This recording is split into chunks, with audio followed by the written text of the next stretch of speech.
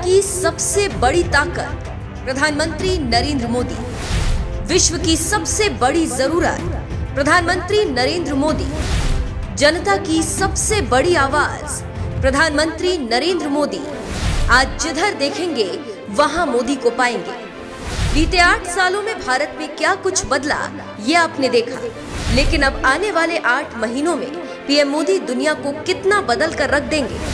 8 महीनों का समय पीएम मोदी के लिए कितना निर्णायक साबित होगा, धर्म ज्ञान पर देखिए विश्व विख्यात सुदर्शन चक्र ज्योतिषाचार्य श्री संत बेत्रा अशोका जी की ऐतिहासिक भविष्यवाणी।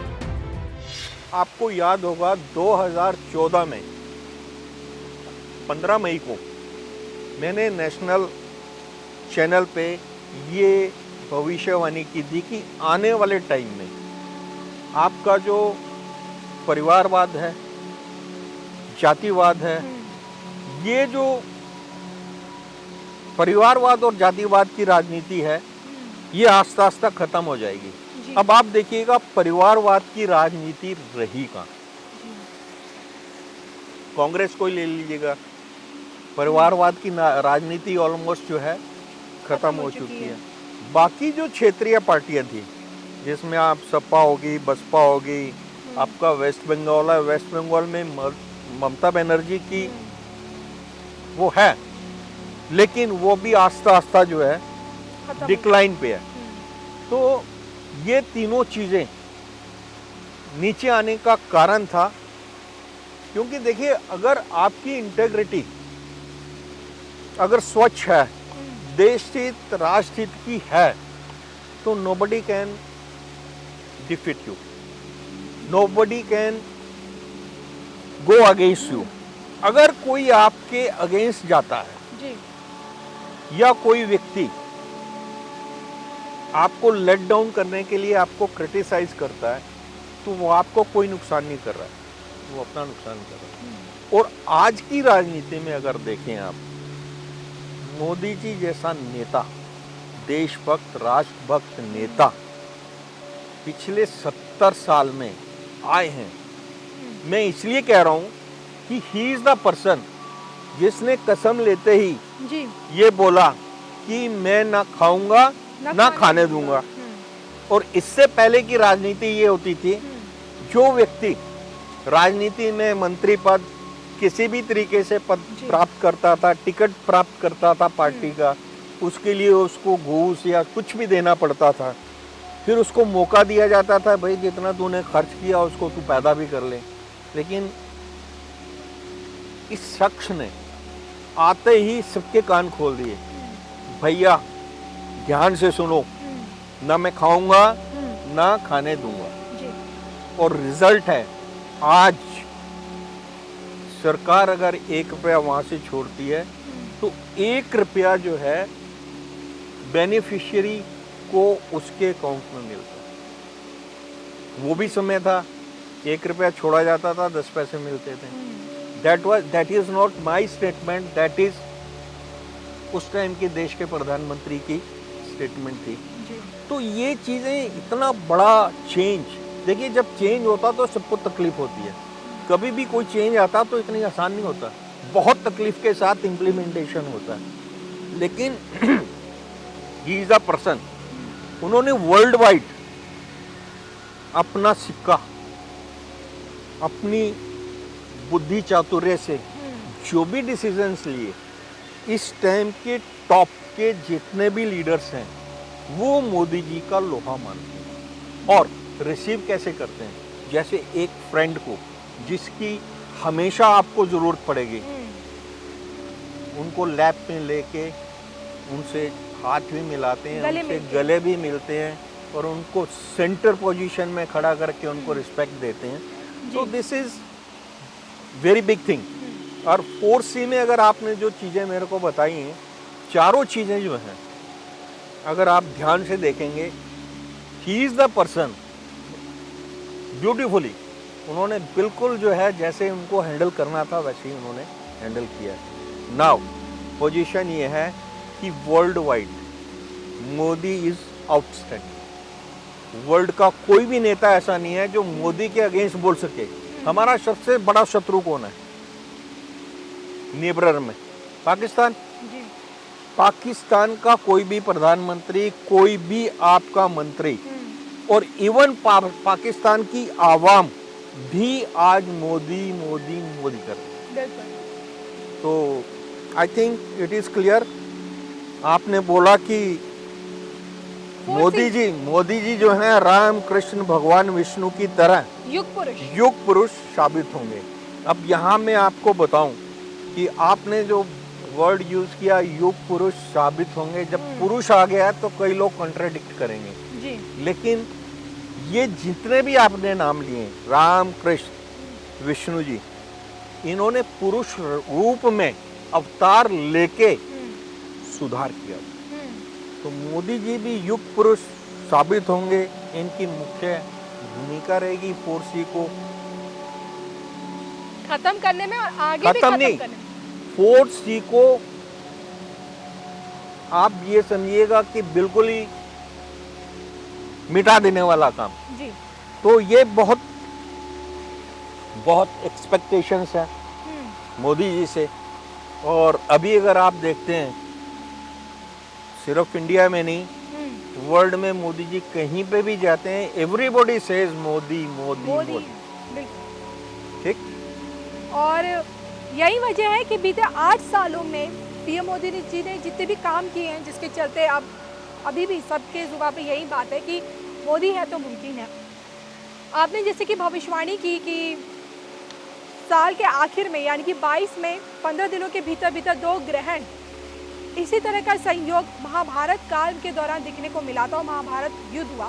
मैं आपसे जानना चाहती हूँ, अगर मौजूदा स्थिति को देखा जाए, 8 महीने हो चुके हैं रूस और यूक्रेन के युद्ध को और अभी तक ये युद्ध जारी है।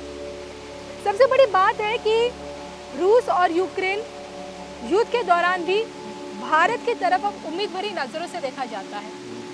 और जैसे कि आपने भविष्यवाणी की है कि आने वाले 8 महीनों के अंदर आगे भविष्य में महाभारत जैसे युद्ध की स्थिति विश्व में हो सकती है।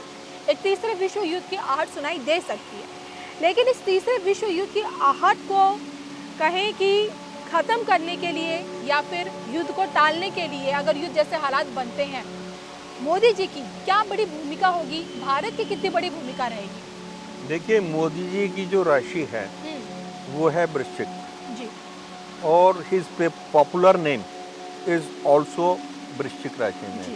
जब पॉपुलर नेम और चंद्र राशि दोनों एक होती हैं तो ग्रहों का जो इफेक्ट है वो 10 टाइम हो जाता है।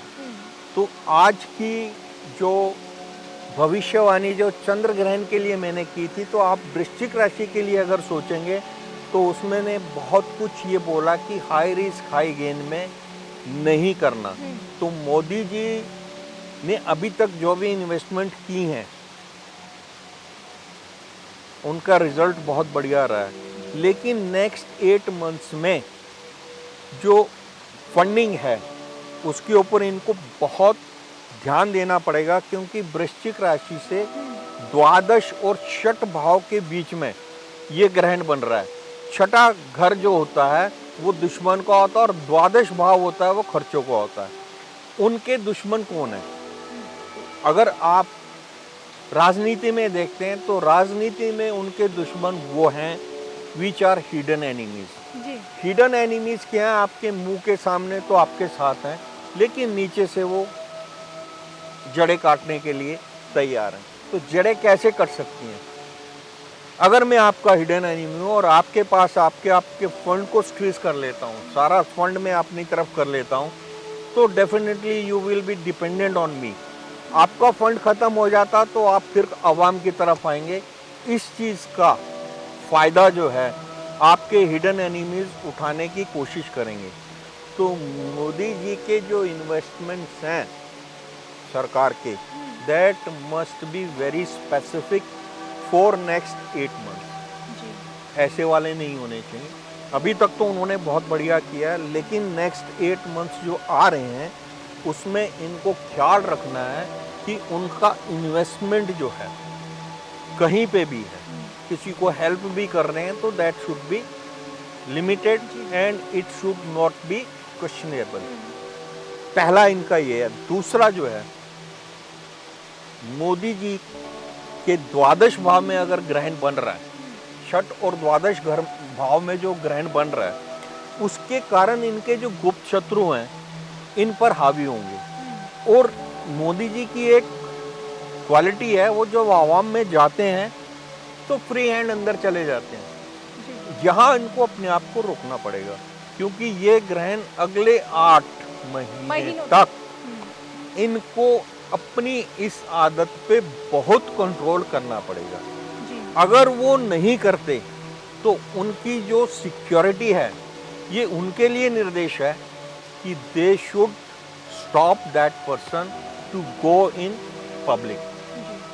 अगर बहुत सिक्योरिटी टाइट है, एवरीबडी जो उनसे मिलना चाहता है उसकी पूरी जो है स्क्रूटनी हो रखी है, तो ठीक है। अदरवाइज आवाम में जिस तरीके से वो नीचे उतर के एक बात कर लेते हैं, उसके लिए इनको जो है बहुत